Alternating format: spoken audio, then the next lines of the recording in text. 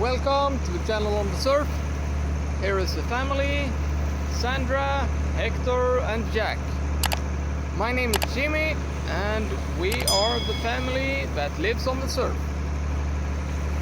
So yeah, I've been away on vacation, so sorry for not uploading any videos for a couple of weeks now. So now it's time to get back at it. I'm gonna do 3 projects simultaneously. One is a total remodel of the head in the boat. Number 2 is the big one, switch out the engine. Number 3 is I'm gonna convert the water boiler from 240 AC to the boat's 24 volt system. Is that possible? Can you run a water boiler on the solar power? Yes, you can. And I custom ordered a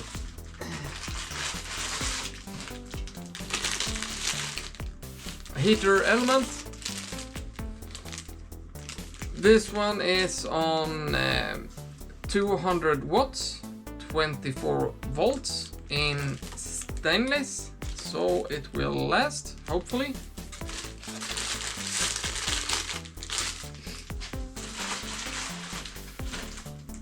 To figure out if you can run your water boiler on 24 volts or even 12 volts, you need to do some counting and see how much power you are gonna need, and if it's possible for you. It depends on the rest of the system.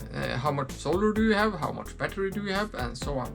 So I'm gonna show you how I've counted this and why I choose to have a 200 watt heating element. I will leave a link down in the video description so you can order one if you want to. They don't have, at least not when I ordered that one, any finished product, so you have to custom order it. So it's very simple, just send them a message.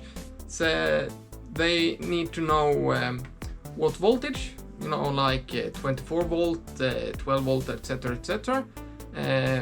Which size, you can be specific. I've ordered one on 125 watts and I ordered one on I didn't count correctly the first time, so I had to order a second one. So just the size of the thread, the maximum length, and which voltage and which power, and then they just send it to you. So it's really easy to order one. So now let's get to counting. I'm gonna show you how to count this, and hopefully some of you are gonna find this useful. So let's flip the screen. So to heat water, there is a standard number. It takes 1.16 watt hour to heat 1 liter of water 1 degree Celsius. That's just a fact. And the water boiler in the boat is on 20 liters. And let's say the cold water temp is 20 degrees Celsius, and the maximum and the hot water temperature from the water boiler is 80 degrees Celsius. So at the startup we have 20 liters of water in the water boiler. That's at 20 degrees Celsius. And we're gonna raise that to 80. That means we have 20 liters and we're gonna raise 20 liters with 60 degrees, so times 60. And 1 liter 1 degrees takes 1.16 watt hours, so times 1.16. that equals 1392 watt hours. And what that means is if the heating element has the maximum power of 1392 watts, it will take 1 hour to do this. But the heating element is on 200 watts, so divided by 200, that equals 6.96 hours at first startup. And if you think about it, your water boiler in your house, mine is on 200 liters and the heating element in that one is at 2000 watts. So size wise this is the same, and it takes about a full day if the water boiler is totally empty to heat it up. But so that's at first startup. But now it comes the tricky thing. Let's say you are gonna take a shower or do some dishes or something. You're not gonna use water that's at 80 degrees, because then you're gonna burn yourself. You need, the standard is 38 degrees as water temperature when you are taking a shower or doing the dishes. This is how you count how much water you are gonna use. Yeah, we know we're gonna use 10 liters in total, just to simplify the math. And if you want 10 liters water that's at 38 degrees, how many liters of 80 degree water and how many liters of 20 degree water are you gonna use? So let's do some math. I'm gonna do a little bit of guessing game here. So we're gonna take 3 liters of 80 degree water, that gives us 240, and we are gonna use 7 liters of the cold water that's in the tank, and that's at 20 degrees. That's gonna give us 140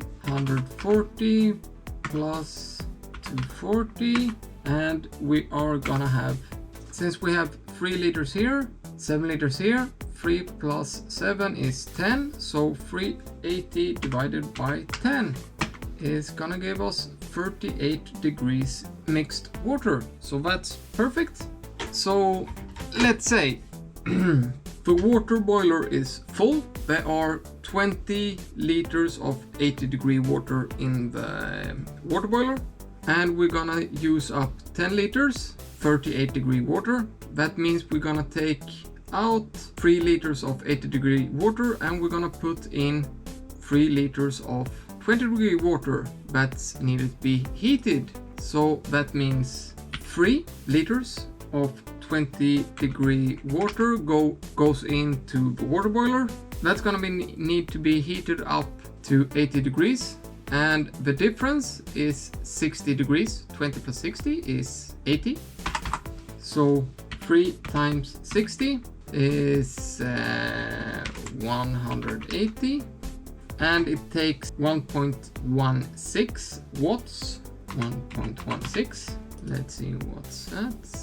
That equals 208.8 watt hours to do that. And since the heating element is at 200, we're gonna divide that by 200, equals 1.044 hours. Yeah. So there you have the numbers. I'm gonna show you them one more time. Yeah, the water boiler in the boat is connected to the engine's cooling system. So when we start up and go out and dock the boat, wherever we're gonna stay, we are gonna have the water boiler full with water. And so the solar power is basically just gonna keep the water hot and heat up the water that we are using. So basically doing the dishes, 10 liters, that means that basically we have a full water boiler after 1 hour again. And then we take a shower, and then we need 1 more hour to heat that up. So it looks possible. So at least there you have the number and the math on how to do it. Let's grab some tools and go out to the boat and see if we can switch out the heating element. So, see you in the boat. Now it's just to, let's see if I can show you. It's bad lights here. Here, the thermostat and the heating cartridge. So let's yank that out.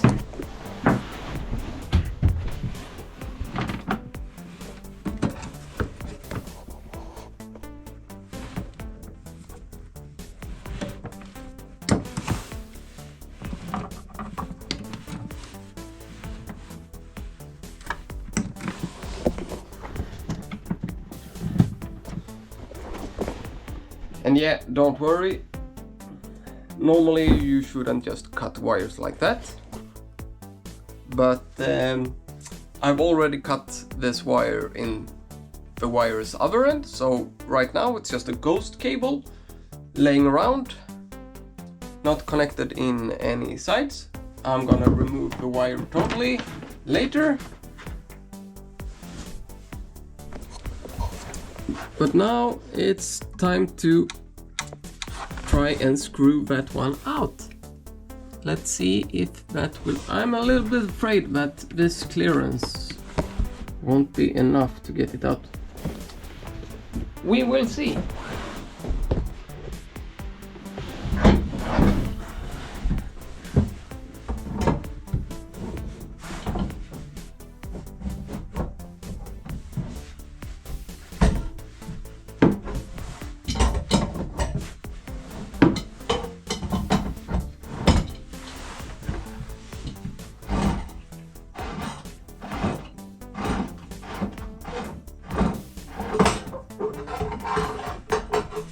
Yes,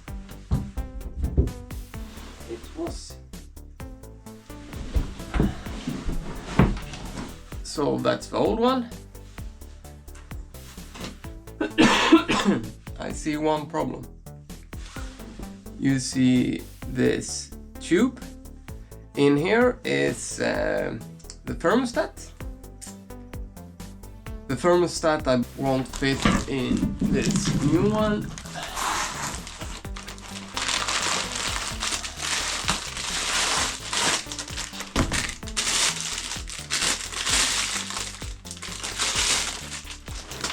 Because that probe tube is just about 15 centimeters long, but that's not a big issue. It's just to buy another thermostat. And this one I custom ordered. It's let's see, there, 24 volts, 200 watts, and in stainless steel. So let's see if it fits.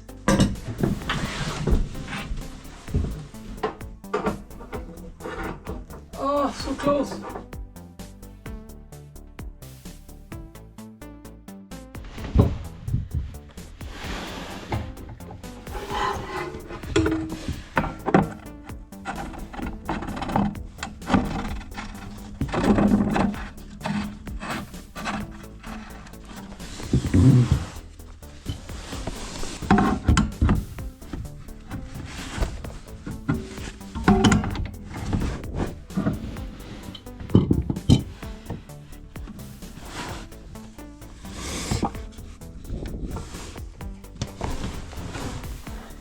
Yeah, now the heat element is in place, so now it's just to hook it up. Yep, that's the MPPT for the solar. And as you can see here, there is an outlet for users. And they have a built-in feature for that I'm gonna use. Let's see if I can show you here.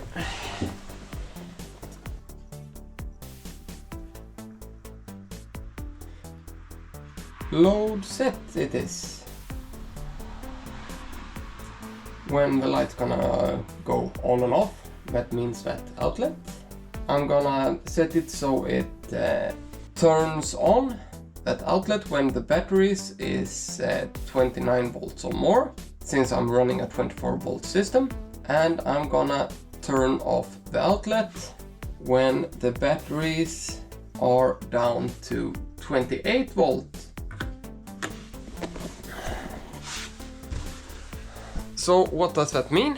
It means that that outlet on the MPPT charger or solar control or whatever you want to call it only is on when the batteries are full. So it's gonna work like that. In the morning the battery is gonna be a little bit low, and when the solar panels have got the batteries up to full, it's gonna turn on the water heater. So now it's just to go back home, order a new thermostat, and let's mount this. So basically you take you have to check the maximum output current on the MPPT. On the one I have it's 20 amps, so 24 volts times 20 amps, that's 480 watts, so it's no problem running my 200 watt heater. Make sure to stay inside the parameters. So I'm gonna just run a dual wire positive from the MPPT charger to a switch, so I can turn it off if I want to, and from that to the thermostat, and then from the thermostat to the heating element, and then the negative from the heating element to the negative on the MPPT charger. So yeah, let's go home and order a new thermostat and check so I have my tools with me next time. So see you then.